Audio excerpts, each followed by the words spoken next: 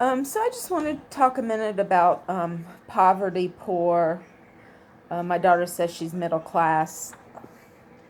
And so the perspective that I grew up in, when I was little, we had a house, relatively small, um, in a neighborhood. We had a fireplace. I thought that meant Santa Claus could visit us, so I was thrilled. And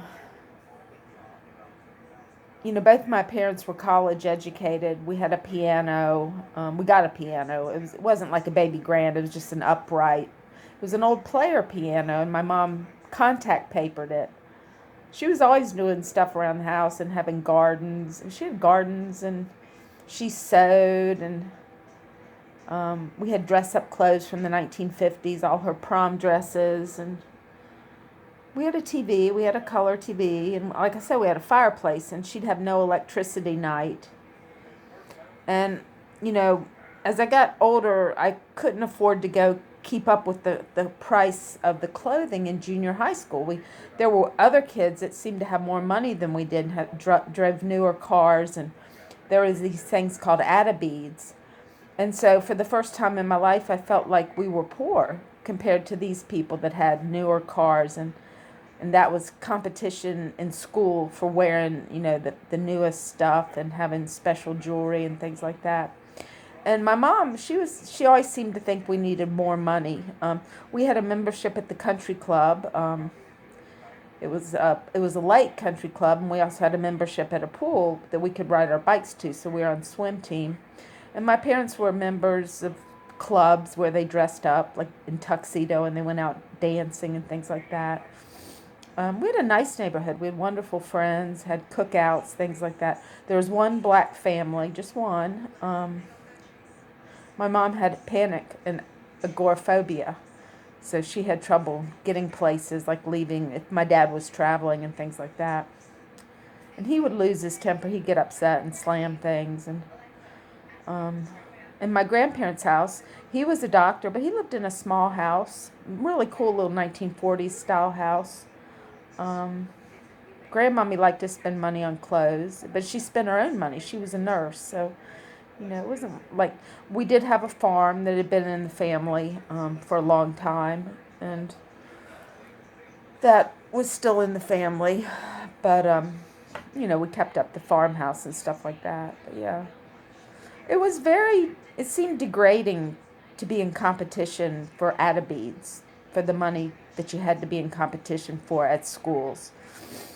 And anyways, I got older, I did have a friend that had millions of dollars. I met her at private school. They put me in a private Catholic school because I was having a hard time with my schoolwork, and it didn't change anything. I still didn't do any better.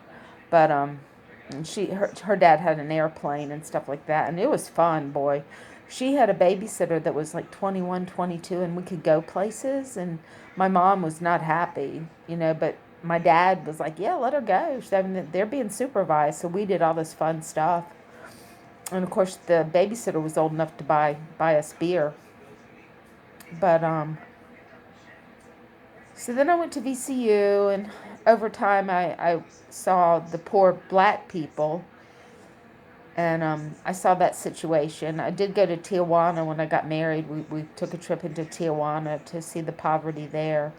So healthcare is important. I mean, healthcare is essential for any quality of life. Dentistry and making sure that you get good health care.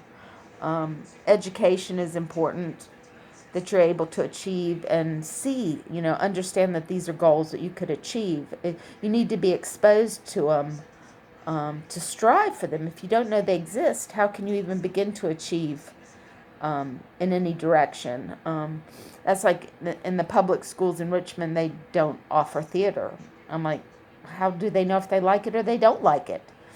Um, Dance, music, all that good kind of stuff that gives quality of life. Ice hockey. That's a win-win. You put the trolley back, you have an ice hockey team. Richmond is really on the scale of a wonderful tourist town. And you end in the poverty, the poor situation with the segregated housing. Somehow get them in better housing. And then you develop that part of the land with, small craftsman style homes that cost up to $500,000, and then you got nice neighborhoods. Make sure. One thing that I don't understand is when you go for food stamps, and say I'm on disability, so I used to go and do that before I got my job. Now I work part time. They should have a door that you go knock on, knock, knock, knock, knock, knock. Can I see a list of jobs that I can maybe work part time, or classes, do something while I'm collecting my food stamps? Something to put me a step closer in my individual approach to life as I find myself and find what I want to do, so that I can come off food stamps and do a job that I enjoy, not just, put me, on road crew for the rest of my life. That may not be what I want to do. People in America, we have a strong sense of individuality and following our dreams and passions. At least we see other people do that. And I can understand maybe why people that don't get that opportunity might be a little angry. And, like I said earlier, my mom we were poor in the neighborhood that I lived in. We were the poor people because we had the player piano and not the baby grand. But we had what we needed to get educated. We had 2 sets of encyclopedias. We had Encyclopedia Britannica, and we had World Book, and we got World Book magazine, and we had all kinds of books in our house. And we got more books. We had libraries. We had a library at my granddad's house. My granny had a library. It was just part of our daily living. Musical instruments, I was interested in playing flute, so I got a flute, and I got to do that. My brother, my dad, he was a junior, and my dad gave him a car. He gave him his Rabbit. He had bought a diesel Rabbit, and it worked out that my brother was so good at that, he restructured the motor to be a gasoline motor, and then he had a car. It's like he did that, and he could do that, and that's amazing for a junior in high school to do that with the motor. And my dad's like, well, it's your car now. Now you got it. And my brother ran around, for a number of years in that car until he got a job and graduated from tech and engineering. And I was just watching Charles Branson about his, I think it was Charles Branson. He says the morale of the company is if it goes down, he goes, it's really hard to get back. And that's just the same way with schools. You need the morale to be up. You need to think positive and move forward. And any of these shootings and stuff of these kids is just a Debbie Downer. We have to have a meeting and have all these families decide preventative measures and get creative ideas on stopping this. This is not good. I don't know what the chain reaction is, but, I don't know. I took care of a paraplegic quadriplegic. Got him in the neck, and he's been in hospice care in a nursing home for over 10 years. And poor thing, he just lays in bed day in, day out, because he was shot in a drug deal when he was in his early 20s. Can't get out, he can't move. That costs everybody a lot of money to take care of him because he did something stupid when he was a kid. I think we can figure it out. What I like to see, I'd like to see swim teams. I think that would help. It's not so desperate as they think.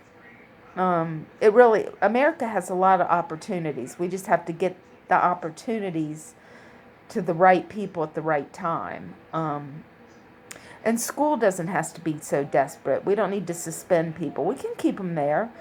Don't throw these guys out that are having troubles. Let's put them in a room, put an art therapist, get them some therapy, try to find out what's going on with them before we send them out onto the streets to cause more problems. You can't just throw a kid on the street and say, oh, that's taken care of. They're on the streets now. What's going on out there? So let's keep them and figure it out. I would never suspend a kid until we figure out that it's not possible for him to be a benefit to the school. And then you have to move him into a special place, a special school where he can do his work there.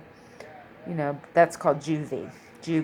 And he has to be rehabilitated there. But you can't just throw a kid on the street that's having troubles. That's not going to work for anybody, not us and not him for sure. You need to get these art therapists. You need an art therapy program at VCU.